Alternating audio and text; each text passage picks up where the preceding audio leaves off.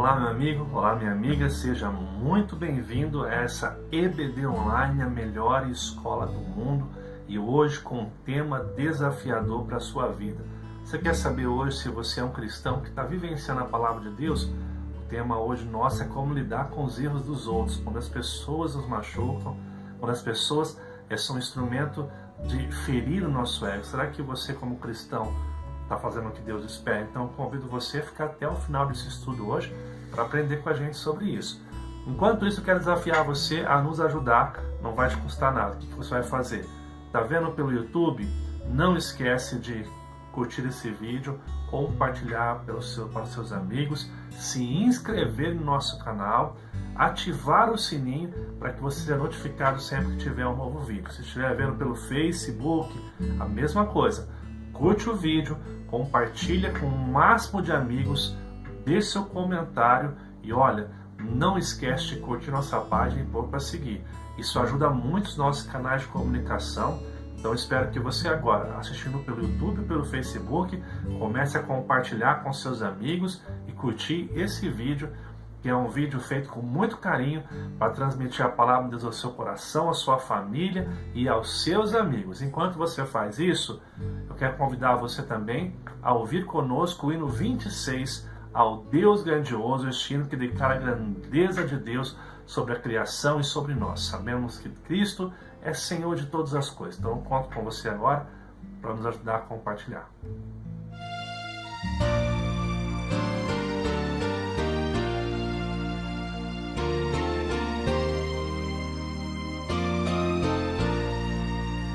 Senhor meu Deus, quando eu maravilhado os grandes feitos vejo da tua mão, estrelas, mundos e trovões rolando, a proclamar teu nome na amplidão.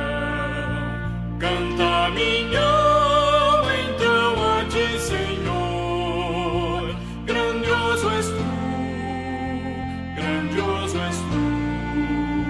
Canta minha alma então a ti, Senhor, grandioso és tu, grandioso és tu.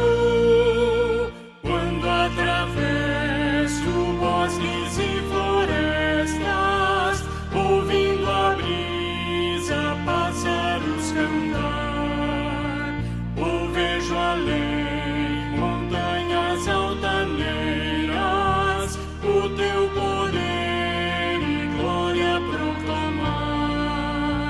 Canta minha alma então a ti, Senhor, grandioso és tu, grandioso és tu. Canta minha alma então a ti, Senhor, grandioso és tu, grandioso és tu. Quando percebo que na cruz maldita, por teu amor, Jesus morreu por mim e me livrou do jugo do pecado, ali vertendo sangue carmesim. Canta minha alma então a ti, Senhor, grandioso és tu, grandioso és tu. Canta minha alma então a ti, Senhor, grandioso és tu, grandioso és tu.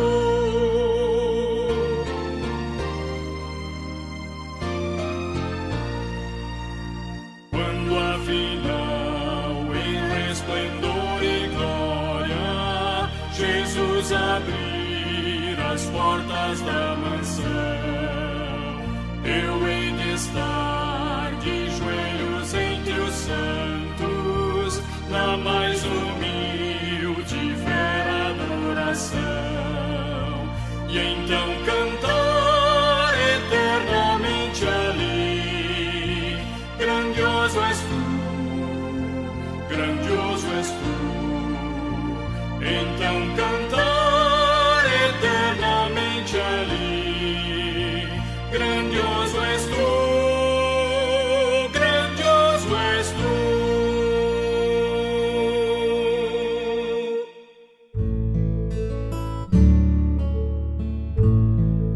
amado irmão, obrigado por ter compartilhado, obrigado por nos ajudar se inscrevendo no canal, curtindo nossa página, compartilhando, deve ter já curtiu, comenta aí. Muito obrigado pela tua participação. Agora nós vamos passar para um momento do devocional, esse tempo que a gente vai ouvir da palavra de Deus de forma mais breve, mas para preparar o nosso coração para o tema hoje, que é lidando com os erros dos outros aí, tá bom? Então eu quero convidar você a abrir sua Bíblia na segunda carta de Paulo a Timóteo, capítulo 2, versículo 15, um verso muito conhecido e que nos desafia a repensar a nossa vida cristã, como nós estamos nos apresentando diante de Deus. 2 Timóteo, capítulo 2, verso 15. O texto diz o seguinte: procura apresentar-te a Deus aprovado, como obreiro que não tem de que se envergonhar, que maneja bem a palavra da verdade. Esse texto é muito conhecido e o que o apóstolo Paulo propõe aqui na sua palavra é um desafio para que eu e você possamos nos apresentar diante de Deus como obreiro aprovado. Aprovado diante de Deus, que não tem do que se envergonhar diante de Deus. Por quê? Porque maneja bem a palavra da verdade. A ideia aqui de manejar bem a palavra da verdade não é simplesmente uma questão de decorar versículos, de dominar todos os recursos da Bíblia, mas acima de tudo, significa que a palavra de Deus está implantada em nosso coração, sendo a regra de fé e prática, vivenciando os valores e princípios do reino de Deus. E aí surge uma pergunta muito importante: será que eu e você hoje nós podemos nos achegar diante de Deus como obreiros que servem a Deus, salvos em Cristo Jesus, que não tem que se envergonhar? Será que a palavra de Deus nós estamos manejando de tal forma que tem mudado a nossa vida, nossas atitudes, nossas palavras, essas pessoas que estão ao nosso redor em casa, no trabalho, com a família, as pessoas da igreja, as pessoas que convivem aqui virtualmente, pessoalmente com a gente, elas têm visto em nós a palavra de Deus implantada na atitude, na maneira que eu lido com todas as situações da minha vida? Essa pergunta é muito importante responder. Paulo nos pede que nos apresentemos a Deus como obreiros aprovados. Por isso nós temos que orar ao Senhor nesta manhã para que Deus nos ajude a sermos obreiros aprovados por Ele, para que a gente possa se apresentar diante dele. E detalhe, por isso que hoje nós vamos estudar um tema muito fantástico que tem a ver com como nós lidamos com o problema do outro, e você vai estar comigo aí participando durante toda essa EBD online, essa escola maravilhosa que o Senhor nos dá, para que a gente seja confrontado nas nossas práticas e assim a gente possa caminhar nesse processo de aprender da palavra, de crescer, de mudar, para que a gente possa se apresentar diante de Deus aprovado como obreiro que não tem que se envergonhar e que maneja bem a palavra da verdade. Eu quero convidar você na sua casa a orar comigo agora, pedindo ao Espírito Santo, aquele que inspirou os autores a transmitirem a voz de Deus nas Escrituras, que esse mesmo Espírito ilumine o nosso coração para que nós possamos ouvir de Deus e sermos transformados nessa manhã. Quero convidar você a orar comigo neste momento. Amado e bondoso Deus, nós primeiramente pedimos perdão pelos nossos pecados, pois sabemos que sem o Senhor nós podemos fazer. Pedimos que o Senhor nos purifique, que o Senhor nos transforme e que nesta manhã de domingo nós possamos estar amadurecendo um pouco mais a sua palavra. Que o Senhor nos ajude a ouvir a Escritura hoje e a repensarmos de forma muito honesta e sincera naquilo que o Senhor tem para cada um de nós. Eu quero desafiar aqui os meus irmãos e a mim mesmo a transformação através da sua palavra. Obrigado porque o Senhor tem falado conosco quando nós abrimos a Bíblia. E nesta manhã de domingo nós queremos ouvir sim do Senhor para sermos transformados em todos os nossos equívocos. Que o Senhor nos ajude, é o que eu te peço em nome de Jesus, Pai. Amém. Vamos lá então passar para o momento do nosso estudo. Convido você a ficar até o final e nos ajudar compartilhando, curtindo e comentando ao longo do estudo também, ok? Vamos lá então participar deste estudo.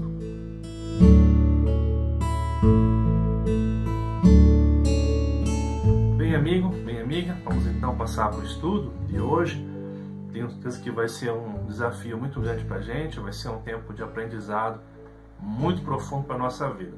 O tema que nós temos a abordar é esse daqui que vai aparecer para você agora. Lidando com os erros do outro. A proposta que nós temos nesse estudo, amados, é pensar um pouquinho como a gente reage aos erros dos outros.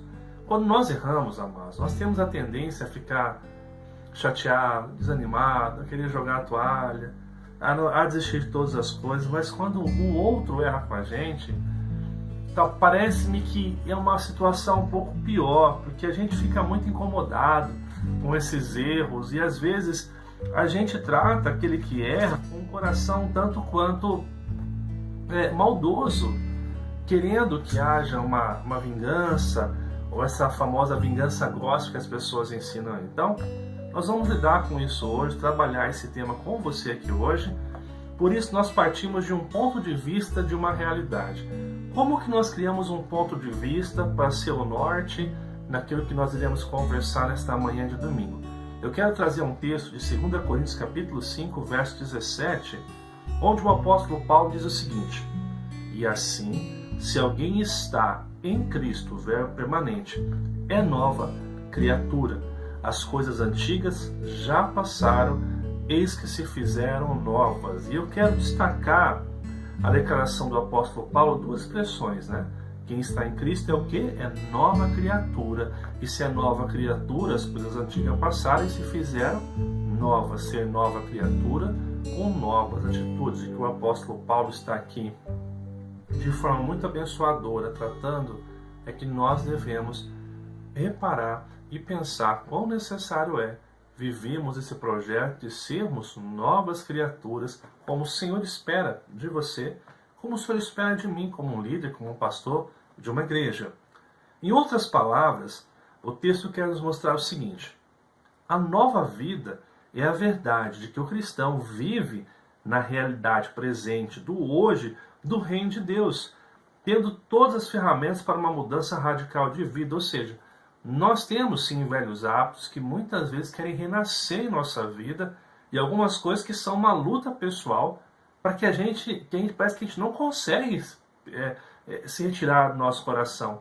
Mas aí é a grande bênção, porque nós temos a instrumentalidade do Espírito Santo agindo em nossa vida para nos dar condição, por meio da palavra, por meio da oração, por meio da sua ação, para que a gente venha conseguir mudar. Assim, amados irmãos, eu quero pensar um pouquinho mais sobre isso, dessa perspectiva da relação com o outro. Por quê? O texto que nós vamos abordar hoje é um texto também que está dentro da mesma carta de Paulo à igreja de Corinto. Também é a segunda carta de Paulo à igreja de Corinto. Então, é importante que esse fosse o norte de caminhada nesta manhã. Por quê? Porque o texto que nós vamos abordar, ele está profundamente ligado com essa realidade que nós vimos no capítulo 5, verso 17.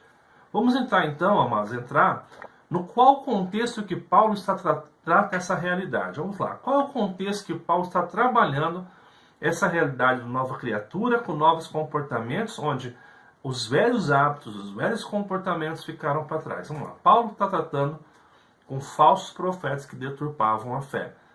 Paulo pregou ali em Corinto, mas depois vieram falsos profetas que trouxeram outras doutrinas e outras práticas, muita religiosidade, muita espiritualidade vazia, que estavam levando as pessoas a um comportamento que não era o comportamento que Cristo esperava. Esses falsos profetas tinham algumas características. Quais eram elas? Eles possuem carta de recomendação. As pessoas tinham cartas que recomendavam eles, né? Por isso que você entende quando Paulo fala assim que nós não temos necessidade de cartas de recomendação. Por quê? Porque Cristo em nós é a nossa maior carta de recomendação, escrita com o sangue de Jesus. Uma segunda coisa, eles tinham grande habilidade de retórica, eles eram influentes na fala, eles atraíam multidões pelos seus discursos, pela sua retórica, e as pessoas estavam seguindo esses falsos mestres. Uma outra coisa, eles tinham ênfase em visões, revelações e manifestações de milagres. Tudo aquilo que o povo gosta, ou seja, eles tinham tudo o que o povo gosta: revelação, visão, manifestação de milagres, que é o que as pessoas buscam até hoje. Quarto, uma suposta necessidade em aceitar dinheiro. Eles se mostravam piedosos em aceitar o dinheiro, em poder que esse dinheiro abençoaria, a carência deles. Quinto, a sua origem palestina. Eles vieram da Palestina, então as pessoas davam crédito ao ensino deles por conta disso também. Eles tinham sido, entre aspas, discípulos de Cristo, né? Nós sabemos historicamente que eles não foram os discípulos de Jesus. E último, uma suposta pregação do Evangelho de Jesus. Então, todo esse emaranhado de características fazia com que as pessoas seguissem o ensino desses falsos mestres aqui na igreja de Corinto, né? Qual que é o propósito da segunda carta, quando Paulo escreve a segunda carta à igreja de Corinto? O propósito é o seguinte: reconquistar os coríntios a uma verdadeira lealdade ao Evangelho, confrontando a sua aceitação de falsos mestres com o ministério realmente cristão e digno de ser seguido. Preste bem atenção na proposta ou propósito, porque Paulo escreve esta carta. Paulo tem a intenção de reconquistar os coríntios a ter uma lealdade ao Evangelho, uma verdadeira lealdade, e rejeitar essas mentiras, esses falsos ensinos, esses falsos mestres, e ter um ministério, aqui o ministério do trabalho, uma vida realmente cristã, não religiosa, cristã, que é digna de ser seguido. Por isso, essa ideia do que a segunda carta nos traz é importante, porque nós vamos lidar como devemos lidar com aqueles que erram. Então, se eu tenho na minha mente que Paulo tem o objetivo de levar as pessoas a repensarem, a voltarem a ser fiel ao Evangelho, não vivendo em falsos ensinos, numa religião que não é bíblica, mas realmente seguindo ao Senhor, numa fé que realmente é legítima, que deve ser seguida, então quando Ele vai nos ensinar sobre como tratar os que erram, nós temos como pano de fundo um convite à lealdade do Evangelho, à fidelidade para um Evangelho sério, e não esse monte de religiosidade que as pessoas estão empurrando goela abaixo nas pessoas, empurrando aquilo que as pessoas gostam de visão, revelação, de profetada, de milagres, mas que não transforma o nosso caráter. É isso que nós vamos aqui refletir nesta manhã, como lidar. Mas antes disso eu quero mostrar para você um vídeo que fala a respeito dos nossos relacionamentos pós-modernos, da nossa cultura, e eu quero convidar você a um vídeo muito curto que vai servir como uma breve introdução para que a gente possa adentrar ao texto bíblico desta manhã. Vamos lá então? Você já parou para perceber que na nossa cultura, muitas vezes nós sustentamos amizades por 10, 15, 20, 25, 30 anos, mas nós nos negamos a conversarmos sobre coisas sérias. A gente não chega para um amigo e diz: o jeito que você está criando seu filho está errado. O jeito que você está lidando com a sua esposa não é como Deus quer. As opções que você está tomando na sua vida profissional são incoerentes, inconsistentes ao discipulado com Cristo. Meu amigo, o jeito que você olhou para aquela mulher não está certo. Quando você toma conhecimento que um irmão ou uma irmã em Cristo, um amigo ou uma amiga de caminhada, está dando passos errados, contrários à palavra de Deus, está fazendo opções de coração distintas dos valores e princípios bíblicos,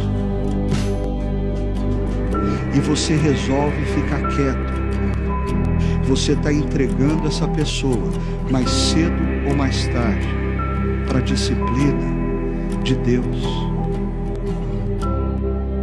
Não fique em silêncio, mas não falte com a verdade.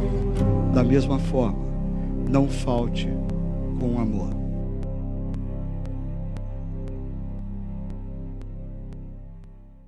Muito bacana esse vídeo, né? A gente tem relacionamentos, mas a gente se nega a conversar sobre coisas sérias. A gente tem dificuldade em dizer para as pessoas que elas estão errando. Agora é interessante que no final ele fala assim: não falte com a verdade. Nós precisamos falar a verdade para as pessoas, né? Mas também não falte com o amor. Porque não é só falar a verdade. Porque talvez a gente possa querer falar a verdade, mas sem amor. E aí a gente começa a fazer uma outra coisa.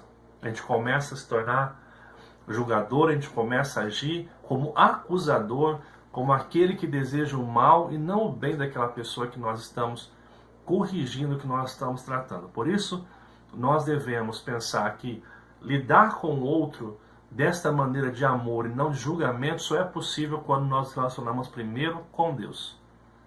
Se Deus não estiver com a gente não consegue corrigir o outro que está com a gente ou tratar o outro. Se Deus não estiver, se nós não estivermos seguindo uma fé bíblica, cristã, onde Deus é o centro, onde Deus é o Senhor de todas as coisas, a gente vai se tornar fariseu, religioso, que joga pedras, que acusa e que não ama as pessoas, mas ama simplesmente as práticas religiosas, que muitas vezes são legalistas e que não trazem nenhuma vida. Assim, quero convidar você a abrir sua Bíblia em 2 Coríntios, capítulo 2, verso 5 ao verso 11. Abra sua Bíblia na carta de Paulo aos Coríntios, segunda carta, capítulo 2, versos 5 ao 11. Antes de lermos esse texto, mais uma vez, eu quero adentrar aqui, amados irmãos, ao contexto específico dessa porção que nós vamos ler. Eu trabalhei o contexto maior da carta, dos objetivos da carta, do que está acontecendo, mas agora eu quero afunilar para pensar no contexto dessa porção da Escritura aqui especificamente. Qual é o contexto? Paulo fala do caso de um irmão faltoso na comunidade. O que está sendo abordado aqui é a história de um irmão que pecou, que fez falta na comunidade. Olha só. É o caso de incesto que você vai ver em 1 Coríntios capítulo 5, verso 10. Eu já abri aqui para você, verso 1, desculpa. E eu vou ler para você. Primeira carta de Paulo aos Coríntios capítulo 5, verso 1. Preste bem atenção. Geralmente se ouve que há entre vós imoralidade, e imoralidade tal como nem mesmo entre os gentios, isto é, haver quem se atreva a possuir a mulher de seu próprio pai. Olha só o que está acontecendo aqui, que Paulo fala que a perversidade aqui é tão pior quanto aqueles que não professam nada de Deus. Então, Paulo trata desse caso aqui. Nesse caso, é também uma ofensa pessoal ao apóstolo Paulo. Ou seja, nós estamos diante de um caso que refere aos ambos esses incidentes. Tanto a questão desse pecado, onde as pessoas estavam muitas vezes conivente com o pecado, esse pecado essa prática imoral que nem entre os ímpios havia, e também pessoas que estavam afrontando, humilhando e tirando crédito do apóstolo Paulo. Assim, a falta feria profundamente o apóstolo Paulo. Quando você vê Paulo escrevendo a segunda carta, você percebe que Paulo estava, sim, profundamente ferido. Quando você lê o capítulo 2, verso 4, olha o que fala a parte A. Porque no meio de muitos sofrimentos e angústias de coração, vos escrevi com muitas lágrimas. Essa segunda carta que Paulo manda é uma carta escrita debaixo de muita tristeza, de muitas lágrimas sendo derramadas. E nós vamos entender um pouquinho mais aqui. Essa falta prejudicava e dividia a igreja de Corinto. Além de prejudicar, de manchar a santidade da igreja, dividia a igreja, porque alguns estavam, sim, apoiando o faltoso, dizendo que aquilo era natural. Estavam indo contra o apóstolo Paulo nessa situação. E outros estavam querendo julgar, então havia uma briga intensa por conta dessa situação. Outra coisa, Paulo pediu que a igreja disciplinasse esse irmão. E por isso que muitos odiaram Paulo, porque Paulo levou a sério, corrigiu o pecado naquela igreja, e muitos tinham raiva de Paulo por conta disso, e por isso falavam tanto do apóstolo Paulo. Então, pensando nesse contexto menor da porção, vamos então ler o que o texto nos diz aqui. Olha só. Ora, se alguém causou tristeza, não o fez apenas a mim, mas para que eu não seja demasiadamente áspero, digo que em parte a todos vós. Basta-lhe a punição pela maioria, de modo que deveis, pelo contrário, perdoar-lhe e confortá-lo, para que não seja o mesmo consumido por excessiva tristeza. Olha o que fala o verso 8. Pelo que vos rogo que confirmeis para com ele o vosso amor. E foi por isso também que vos escrevi, para ter prova de que em tudo sois obedientes. Vamos continuar aqui. A quem perdoais alguma coisa, também eu perdoo, porque de fato o que tenho perdoado, se alguma coisa tenho perdoado, por causa de vós o fiz na presença de Cristo, para que Satanás não alcance vantagem sobre nós, pois não lhe ignoramos os desígnios. Vamos aqui então pensar um pouquinho nesse texto nessa manhã e adentrar algumas coisas. Primeiramente, o texto começa com a exposição de uma relação complicada. Nós temos aqui uma situação delicada e muito complicada. Olha só, voltemos os olhos para o verso 5 e verso 6. Ora, se alguém causou tristeza, não o fez apenas a mim, mas para que eu não seja demasiadamente áspero, digo que em parte a todos vós. Basta-lhe a punição pela maioria. Quando Paulo usa a expressão aqui de duas palavras, dizendo causou tristeza, a expressão aqui junta significa o quê? Ação no passado com efeito no presente. Algo que foi feito no passado tinha efeitos até hoje, na situação atual, no momento que essa carta é escrita.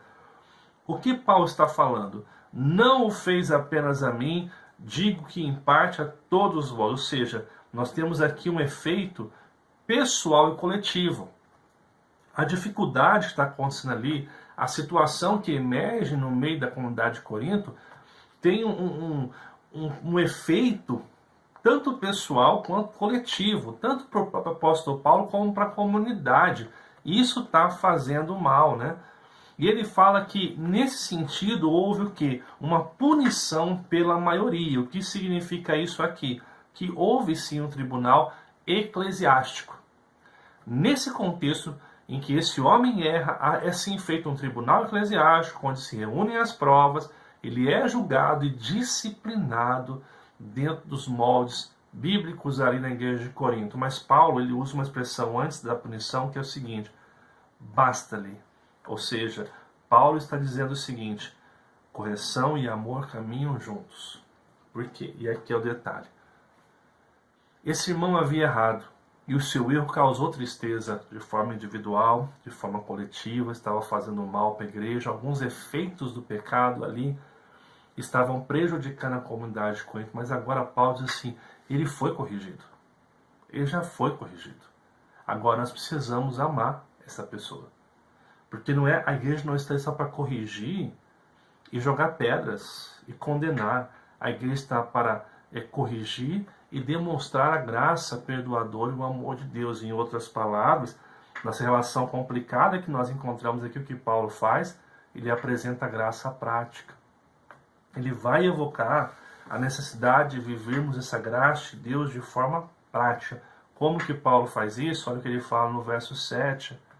De modo que deveis, pelo contrário, perdoar-lhe e confortá-lo, para que não seja o mesmo a pessoa que causou dificuldade, consumido por excessiva tristeza. Aqui ele fala deveis pelo contrário. O que significa isso aqui? Caminho pelo que não é natural. Era natural que as pessoas jogassem pedra, era natural que as pessoas julgassem e quisessem condenar. Paulo disse, esse não é o caminho que nós temos que seguir. O que Paulo pede, que haja perdão e conforto. E aqui a palavra perdão significa o quê? Manifestação da graça de Deus no homem. Manifestação da graça de Deus no homem. Ou seja, nós devemos transmitir aos outros aquilo que recebemos na cruz. O perdão, que é a graça de Deus manifestada na nossa vida. Ele fala que não só essa graça deveria ser manifestada, mas também houvesse conforto. E a palavra aqui é paraclesis, que significa o quê? Animar mutuamente na batalha. Olha só o desafio que Paulo está lançando aqui. Esses irmãos que estavam querendo julgar e condenar deveriam, pelo contrário, agir de forma não natural, mas pela graça de Deus. Eles deviam perdoar o ofensor e animá-lo juntos para que ele não viesse vencer essa batalha que ele estava travando contra o pecado na sua vida. Interessante que ele fala assim, para que ele não seja o quê? Consumido. E essa palavra consumido aqui significa o quê? Catapino, que significa devorado por animais, engolido por água. Ou seja, um estado de desespero profundo.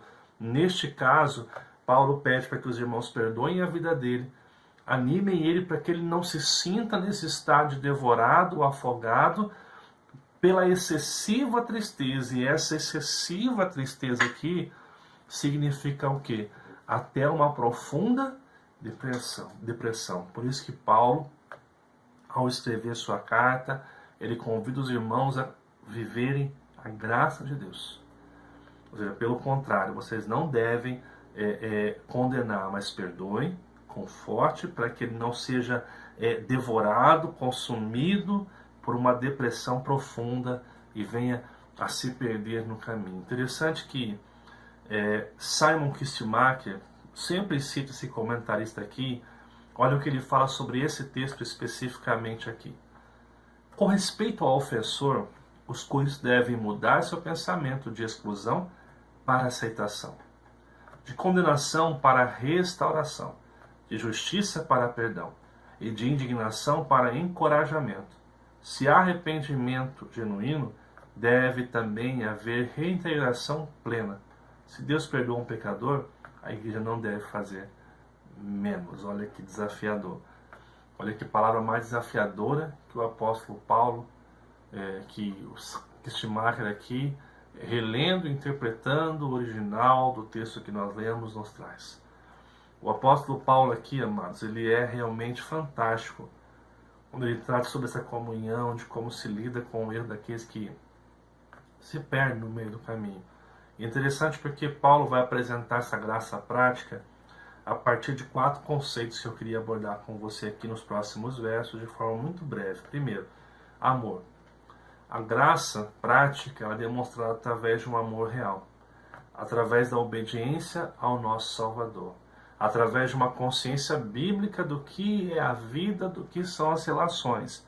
E por último, através de maturidade daqueles que se professam cristãos nos mais diversos contextos que nós encontramos aqui. Então hoje eu quero começar a falar com você sobre a expressão amor. Olha só o que fala o verso 8. Pelo que vos rogo que confirmeis para com ele o vosso amor. Paulo usa a expressão rogo aqui com a ideia do que? De seriedade. Ao tratar sobre o amor, Paulo está falando de forma muito séria, muito expressiva, que não é brincadeira que o apóstolo Paulo está fazendo aqui. Ele fala assim, rogo de forma séria para que confirmeis, e a palavra confirmar aqui vem do grego kirosai. O que significa essa palavra no grego?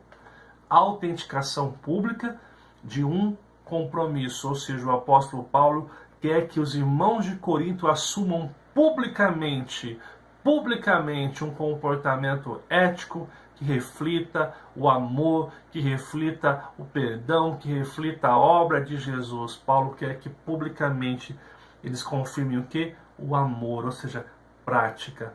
Paulo não quer aqui uma fé, uma religião teórica que não afeta, que não muda. Paulo quer aqui que esses irmãos possam viver de forma prática esse amor. Não é um amor filosófico, não é um amor conceitual, não é um amor sentimental, é um amor autêntico. Interessante que a missionária Bugra, ela fala o seguinte, que amar é mais do que ser feliz, é perder o direito à própria felicidade em favor do outro. É esse amor que Paulo está tratando aqui, esse amor que confronta o amor que é implantado no coração desses irmãos aqui. É o mesmo amor que ele confrontou lá em 1 Coríntios 13, quando ele confrontou o amor egoísta, vingativo, possuidor, doentio de Afrodite, apresentando o verdadeiro amor de Deus sobre as nossas vidas. Olha só o que Simon Kistemaker mais uma vez comenta sobre esse texto. Paulo exorta os coríntios a amarem de coração o pecador arrependido. Olha que maravilha. Ele deseja que a igreja, como corpo e como membros individuais, dê séria atenção à súmula, ao resumo do decálogo. Ame ao Senhor seu Deus de todo o seu coração e toda a sua força, todo o seu entendimento. Você conhece o texto, e seu próximo como assim mesmo. Esse é o desejo do apóstolo Paulo aqui, a trabalhar de forma positiva, que as pessoas possam ter um amor, não um amor filosófico, um amor conceitual, mas o verdadeiro amor que emana daquele que segue Jesus. Assim passamos para o segundo ponto da nossa reflexão. obediência. Olha o que fala o verso 9. E foi por isso também que vos escrevi, para ter prova de que em tudo sois obedientes. Paulo fala também que vos escrevi. Aqui ele apresenta uma justificativa. Paulo está justificando o porquê dessa porção da Escritura, porque ele está escrevendo aos irmãos de Corinto. Ele quer ter o quê? Ele quer ter prova. Ele quer ter prova que em tudo sois obedientes, e não somente naquilo que eles se interessam em ser. É interessante aqui você notar que muitas pessoas têm a tendência a querer obedecer só aquilo que querem obedecer da palavra de Deus. Elas querem ser obedientes naquilo que lhes interessa. E elas têm uma enorme dificuldade em serem obedientes na totalidade das Escrituras. Elas querem obedecer o que lhe agrada. E Paulo diz assim, eu quero que vocês sejam obedientes em tudo. Então o que Paulo está tratando aqui com os irmãos? Prova de obediência. Quais são as provas? No ato de correção, no ato de restauração. Vocês têm que obedecer a Deus não somente na situação de você corrigir alguém, lidar com o pecado, mas também na restauração dessa pessoa. É interessante isso, porque Paulo, ele vai trabalhar daqui a pouco, mas eu já quero adiantar aqui, Paulo quer nos levar a pensar na consciência da cruz. A obedecer o que a cruz nos pede, a obedecer o que Cristo nos pede. Cristo pede para que a gente corrija os erros, mas que ame, que admoeste as pessoas, que corrija as pessoas por amor, não por vingança, não por castigo, não para apontar o dedo como dizer assim, ó, você merece ser condenado, você não tem chance de ser salvo ou abençoado por Cristo Jesus. Assim, Paulo então passa para a terceira base da graça prática. Consciência. Olha o que fala o verso 10. A quem perdoais alguma coisa, também eu perdoo. Porque, de fato, o que tenho perdoado, se alguma coisa tenho perdoado, por causa de vós o fiz na presença de Cristo. Detalhe aqui do verso 10, eu queria dissecar ele. Fica com ele aberto na sua Bíblia, porque é um texto fantástico.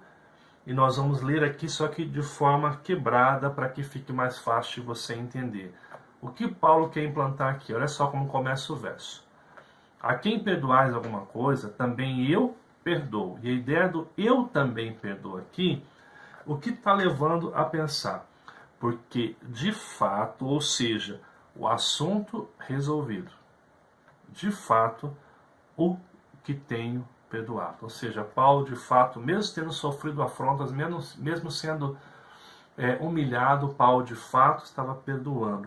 E ele mostra isso de que forma honesta e sincera ele faz isso. O fiz na presença de Cristo. Cristo é minha testemunha. Cristo é a testemunha que eu perdoei aquele que me ofendeu, perdoei aquele que me causou mal. Paulo é honesto e sincero diante de Deus dizer isso, eu perdoei. Então, Paulo diz assim, a quem perdoais alguma coisa, também eu perdoo, porque de fato o que tenho perdoado, o fiz na presença de Cristo. Qual é a consciência que Paulo tem? A consciência da cruz e da igreja.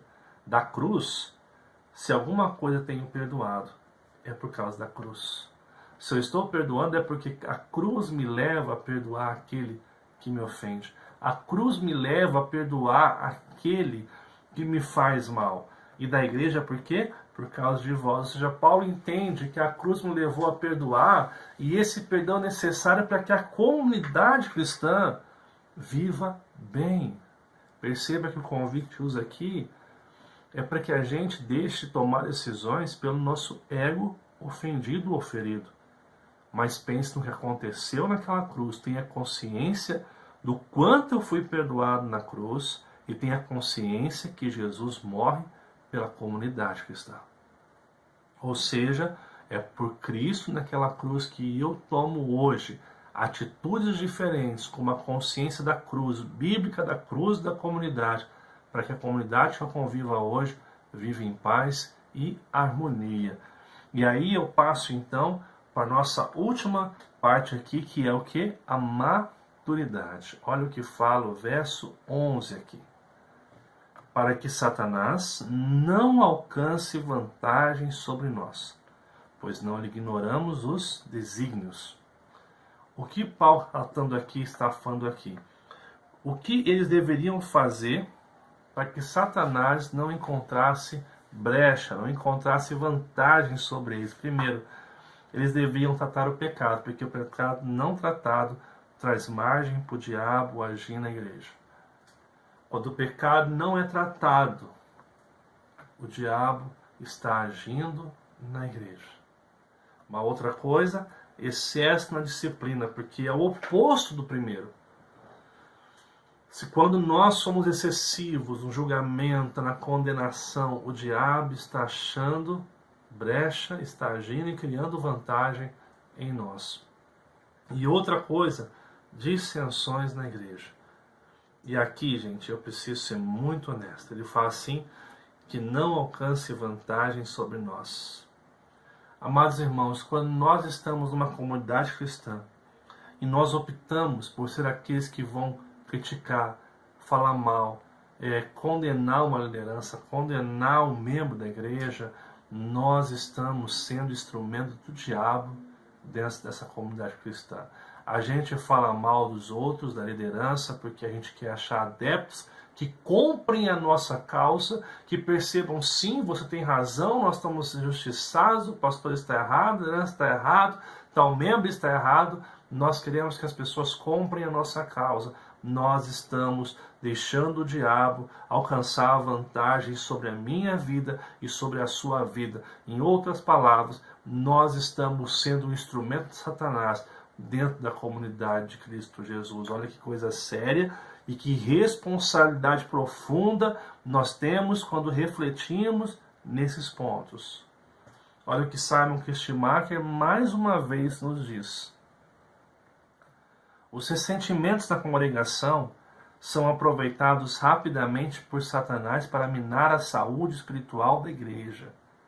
Ele tira proveito de insultos que permanecem não perdoados e não resolvidos, iludindo o povo. Ele faz com que isso alimente um espírito de animosidade que divide e espalha os irmãos. E aqui a gente tem que pensar um pouquinho nessa questão da maturidade. Infelizmente, muitas pessoas imaturas na igreja, na hora dos momentos da crise, das dificuldades, se isolam e não resolvem a situação. Elas tendem a falar, a expor críticas, elas tendem a querer que as pessoas comprem a sua razão, o seu vitimismo, e elas estão dando vantagem para que o diabo opere dividindo a igreja. Isso é algo sério, gente. É algo muito sério. Olha só o que Paulo fala aqui. Pois não lhe ignoramos desígnios. O que Paulo está dizendo aqui, gente? Vocês sabem disso. Vocês sabem como o diabo trabalha. Vocês sabem que não perdoar é errado. Vocês sabem que falar mal é errado. Vocês sabem que guardar ira contra o irmão é errado. Vocês sabem que ter ressentimento contra o irmão é errado. Fazer fofoca é errado. Mas a gente continua lidando com isso porque nos falta maturidade. A gente continua dando margem para o diabo agir, sendo instrumento do diabo na igreja porque nos falta maturidade, pois nós sabemos os desígnios que o diabo tem para com a sua igreja. Então Paulo pede que nós tenhamos maturidade para lidar com essas situações. Quais situações? O pecado que não é tratado, o excesso da disciplina e as dissensões na igreja. É isso que Paulo está tratando aqui, amados. De forma muito séria, Paulo está confrontando a igreja de Corinto a repensar seriamente no seu comportamento diante dessas situações. Olha o que o reformador João Calvino nos diz sobre isso também, algo muito bacana aqui da parte de Deus. Estamos cientes do aviso do Senhor, no sentido de que a mais frequente artimanha de Satanás, quando não consegue ferir-nos abertamente, é surpreender-nos com um ataque secreto sobre desígnios e ou ardis. Paulo usa a palavra, tanto desígnios quanto ardis, com um sentido negativo, significando os esquemas engenhosos contra os quais os crentes devem estar atentos e estarão, se permitirem que o Espírito de Deus os governe. E aqui, gente, eu preciso fazer um ponto naquilo que Calvino falou aqui, importante. A gente sabe que Satanás, como ele não consegue nos ferir diretamente, ele vai agir secretamente dentro da igreja para causar divisão, para causar situações que vão minando a comunhão e a estrutura da igreja. A gente sabe disso. Então, ele está dizendo que Paulo, no seu texto, pede para que os irmãos fiquem atentos a isso, para que eles não venham a cair nesses problemas. Agora, o final da expressão de Calvino é fantástica. E estarão, se permitirem que o Espírito de Deus os governe. Olha isso daqui. Sabe quando você fala mal, quando você critica, quando você é instrumento de fofoca, de crítica, que você fala coisas que ao invés de somar estão mais dividindo? Você está fazendo isso porque o Espírito de Deus não governa a sua vida. Olha isso, gente. É claro que Paulo está dizendo aqui no seu texto, quando ele fala sobre essa situação, para que Satanás não alcance vantagem sobre nós. Se Satanás alcança vantagem é porque nós estamos deixando de viver aquilo que Deus espera para a nossa vida. Se nós estamos fazendo o que Deus não quer, é porque uma outra força está nos governando, que não é a força de Deus na nossa vida. Isso é muito sério. Se nós pudéssemos aqui fazer um resumo geral do que nós ouvimos aqui hoje, nós encontraremos o seguinte. Paulo apresenta uma relação complicada, uma relação onde um irmão errou, foi corrigido. Então, diante disso, Paulo faz o quê? Um convite, um desafio à graça prática. Olha para a cruz, olha o que Cristo fez por você. O que é graça prática? Não andar pelo natural. É ir contrário às inclinações natural do velho eu, porque os que estão em Cristo são nova criatura, e esses hábitos naturais do ser humano pecador se passarem, e eis que todas as coisas se fizeram novas. Lembra que esse texto está dentro do contexto maior dessa segunda carta que Paulo escreve à igreja de Corinto. Como que Paulo, então, no seu texto aqui, ele vai expressar essa graça prática? Ele trabalha o amor, a obediência, a consciência e a maturidade na vida dos irmãos. Quando nós tratamos de amor aqui, é uma atitude prática e não idealizada. Ou seja, Paulo nos convida aqui a não filosofarmos sobre amor, a não simplesmente conceituarmos o amor com belas palavras, com discursos emotivos, que nos faz chorar, que nos faz se emocionar. Não, Paulo desafia um amor que renuncia a si mesmo, um amor sacrificial, o mesmo amor que Cristo ofereceu na cruz do Calvário para nos salvar. É esse amor que Paulo olha. Olhe para a pessoa que erra, com o amor que você está renunciando o seu próprio ego ferido, seu próprio orgulho que está sendo ferido. Ele tem que morrer na cruz através desse amor que Cristo demonstrou naquela cruz. Obediência não é um mero opcional. Meu amigo e minha amiga, meu irmão em Cristo, você não é convidado a decidir se você quer seguir os valores e princípios de Deus, se você quer perdoar, se você quer amar o seu inimigo. Não é opcional. Cristo convida você como discípulo dele, sendo guiado pelo Espírito dele, a viver essa obediência, tanto quanto tem que tratar com o pecado, quanto tem que perdoar o que ofendeu. Deus convida você a não viver de forma opcional os seus ensinos. Sim, Deus convida você a dar alta face, a andar mais uma milha, a entregar a capa, a perder o seu direito, a amar o seu inimigo, a orar pelos que vos perseguem, a abençoar os que vos maldizem. São princípios e valores de Deus e não são opcionais para aquele que professa crer em Cristo Jesus como Senhor e Salvador da sua vida. Paulo fala também da consciência, da obra de Cristo por sua igreja. Ou seja, a consciência que deve reger as suas atitudes hoje não é um seu conceito firmado através do que você acha, dessa cultura que nos incentiva a valorização do eu. Não. A sua consciência tem que ser a cruz, o que foi feito naquela cruz, o que significa a cruz de Cristo para a igreja que você frequenta, para a comunidade local de discípulos que Deus inseriu você hoje. E também na maturidade, deixar atitudes de crianças. Paulo nos convida ao amadurecimento. Nós não podemos viver como crianças espirituais. Nós precisamos ser maduros, porque crianças se isolam, crianças brigam, crianças falam mal um do outro, crianças brigam por causa de brinquedo, crianças fazem manha, crianças fazem birra, mas discípulos de Jesus estão morrendo na cruz a cada dia para que o Evangelho de Cristo cresça. Estão colaborando positivamente para o crescimento da igreja, para a exaltação do nome de Jesus como Senhor e Salvador das nossas vidas e da história.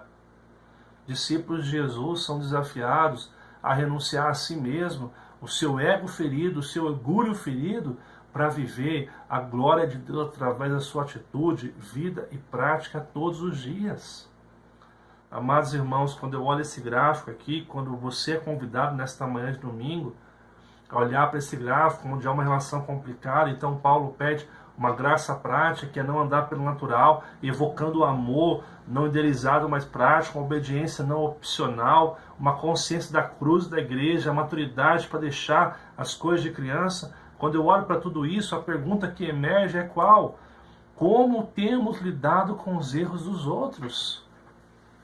Como que você, cristão, hoje tem lidado com aqueles que erram contra você, com aqueles que muitas vezes te ofendem, com aqueles que não seguem ou não cumprem o seu padrão que deveria ser? Porque muitas vezes, também só fazendo um adendo aqui, um pouquinho fora do que eu estou falando, mas dentro do contexto geral, às vezes nós frustramos com as pessoas porque nós criamos expectativas errôneas. E às vezes nós queremos que as pessoas sejam o nosso padrão de vida, o nosso padrão de comportamento que achamos certo e errado, mas meu amigo, minha amiga, as pessoas não são iguais.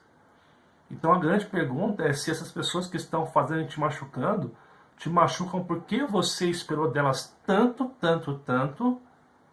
ou porque de fato elas são pessoas más. Se forem más, você é convidado a olhar para tudo que você viu aqui hoje e pensar como que você lida com isso.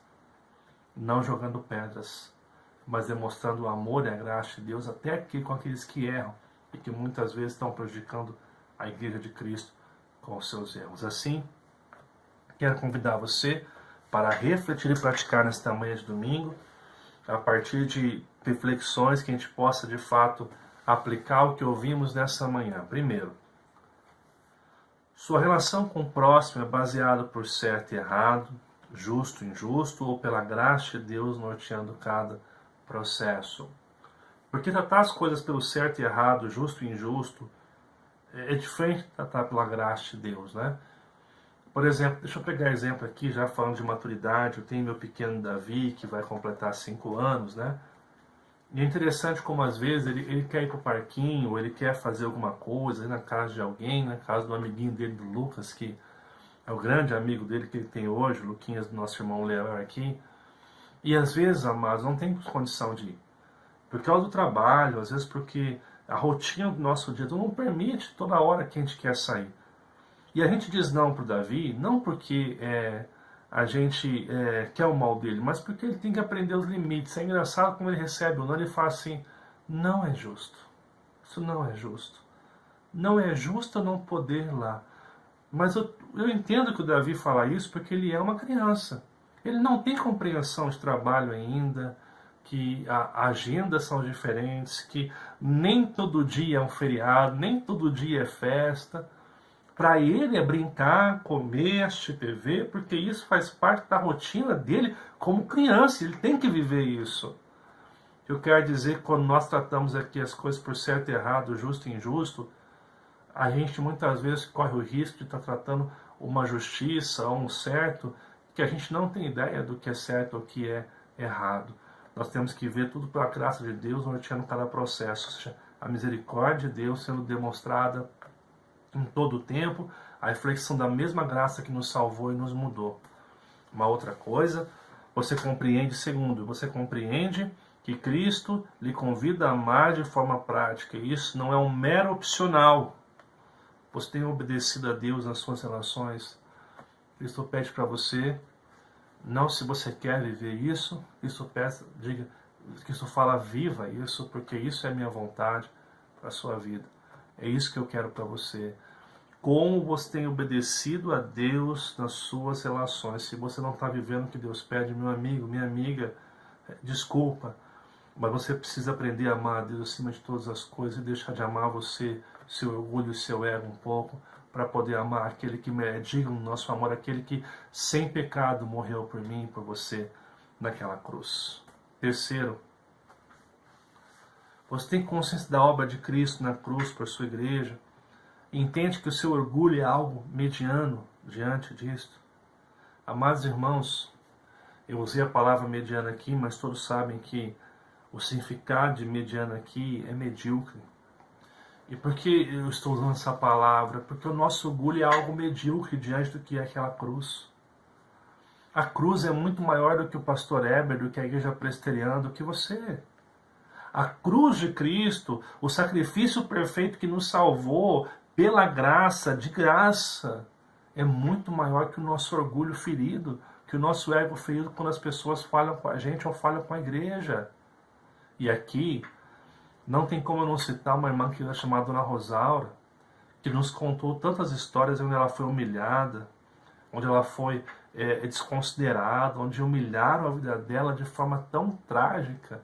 Sabe como ela agiu? Com perdão e graça.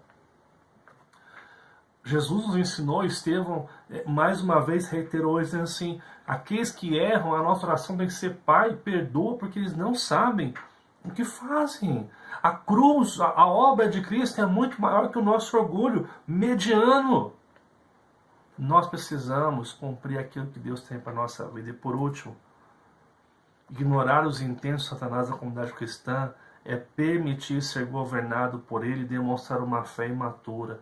Qual lado você está? Seja honesto nesta manhã e pergunte que tipo de fé eu tenho demonstrado. Se nós estamos ignorando os intentos do diabo e nos fazer ter birra das pessoas, nos fazer ter raiva das pessoas e nos fazer querer odiar as pessoas, julgar as pessoas, tacar pedra, condenar, ei, esse não é um sentimento de um filho de Deus.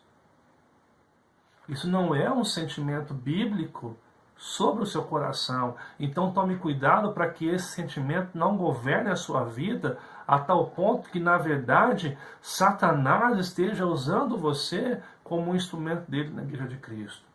Nós precisamos ser governados pelo Espírito Santo de Deus, vivenciar aquilo que Deus espera de mim e de você. Que Deus seja tudo aquilo que nós precisamos para viver como Cristo espera, que ao tratar os erros dos outros, a gente tenha consciência que Paulo nos convida a um desafio prático, a uma graça prática, que é não viver pelo nosso natural. Como eu faço isso? Amando de verdade, vivendo o que Cristo espera, obedecendo a sua palavra, e não somente decidindo ou pensando se eu vou ou não obedecer, tendo a consciência que a cruz e a obra de Jesus por sua igreja é muito maior que eu, que o meu ego, e amadurecendo, deixando as coisas de criança. Assim, a gente pode lidar com a vida do outro de uma forma muito mais sábia e abençoadora. Que Deus nos dê graça e condição de vivermos esta verdade hoje em nossos corações. Que Deus abençoe sua vida poderosamente. Que Deus possa usar a sua vida como instrumento dele para abençoar muitas e muitas pessoas em nome de Jesus.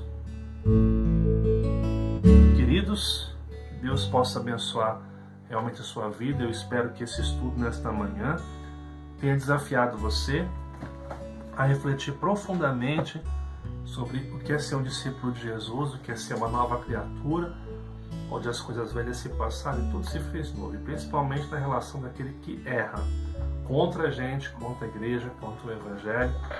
Que a gente pegue as pedras e ofereça a graça de Deus, a mesma graça que nos foi oferecida naquela cruz.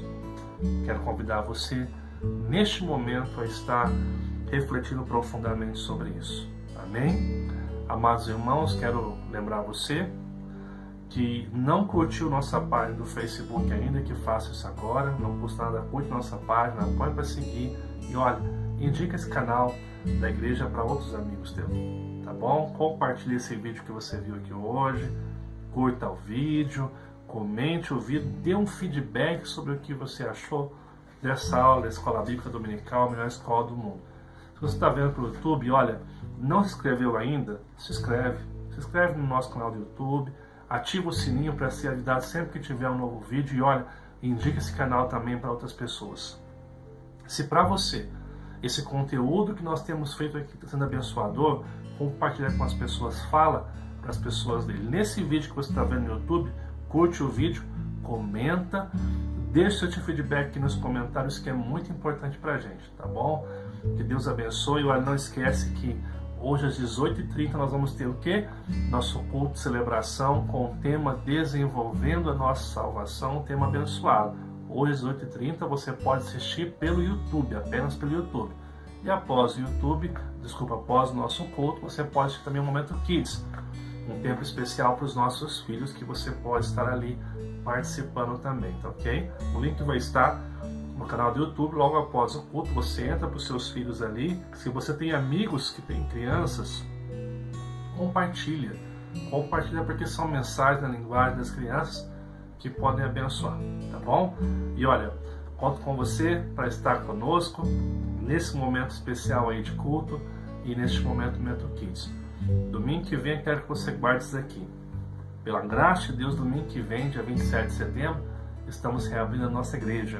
Um culto às 10 da manhã, para 40 pessoas apenas. Você vai receber um link, aqueles que podem ir vão estar participando do culto, a reabertura da igreja, um culto de celebração e um culto de Santa Ceia. Momento abençoador, tá bom? Você que não pode ir ainda, vai continuar tendo a escola dominical aqui às 9 horas da manhã, culto às 18h30 e o Momento Kids após o culto também. O estudo bíblico sendo uma bênção também toda a quarta-feira. Quero orar com você agora e pedir que Deus abençoe sua vida grandemente. Vamos orar juntos pela bênção de Deus. Pai, nós te louvamos por esta manhã de domingo, por este tempo que o Senhor nos deu de aprendizado da Tua Palavra. Quero agradecer por cada irmão que participou e quero rogar a bênção da minha vida, a vida dos meus irmãos, para que nós sejamos transformados na Sua vontade, no Seu querer. Pai, perdoa os nossos pecados. Nós erramos tanto e muitas vezes não temos sido governados pelo Senhor. Perdoa os nossos pecados, nos ajuda, Pai, a refletir a Tua glória, a viver para o Senhor nessa vida que nós temos tão corrida e muitas vezes nós somos levados a viver conforme nós queremos. Nos livra do nosso ego, do nosso orgulho, para que o Teu nome seja glorificado em todo o tempo. Peça a Tua bênção aos irmãos que estão participando, peça a bênção ao culto que teremos às 18h30, ao Momento Kids, que o Senhor conduza o nosso dia debaixo da Tua vontade, Seu querer. Eu quero pedir a Deus que derrame poderosamente a Sua bênção sobre os Seus filhos, Pai. Obrigado, porque o Senhor é um Deus fiel, que tem nos amado poderosamente. Cuida de nós, da nossa vida e abençoe o nosso dia. Obrigado por este estudo, que esta palavra seja aplicada por Teu Espírito Santo em nosso coração e que nós sejamos fiéis, pessoas que amam ao Senhor e buscam o Senhor em todo o tempo. Pedimos isto em nome de Jesus. Que Deus abençoe grandemente a sua vida, que esse tempo de estudo bíblico seja um tempo abençoado. Fica com Deus e um ótimo domingo cheio da presença de Deus. Que Deus abençoe você, sua família. E olha, hoje às 8h30, Momento Kids depois do culto, participa com a gente.